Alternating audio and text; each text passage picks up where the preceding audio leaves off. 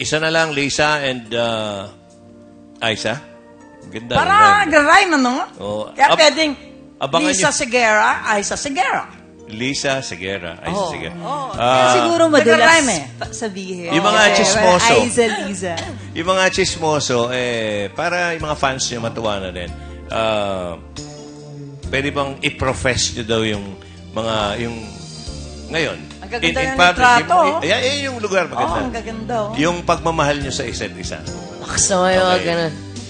Na ang sinabi ko kay Liza noon, siguro I'll just give yun na lang, ulitin mo yung mga nangyari. Sabi ko sa kanya noon na mahal na mahal ko siya. Mahal na mahal kita. At kapag sa mga panahon na naiinis ka parate, lalo kitang mamahalin. Kapag sa mga panahon na makalat ka, huwag kang mag-alala dahil hindi ko babaguhin yun sa'yo. Pupulutin ko yung mga kalat mo. Kumbaga, hindi kita babaguhin kasi mahal na mahal kita kung sino ka at kung ano ka. At masayang-masaya ako dahil umiiyak ka na naman. Masabi kaya yan ni Jopay sa girlfriend niya? Palagay mo. Sino? Si Jopay. At ayun,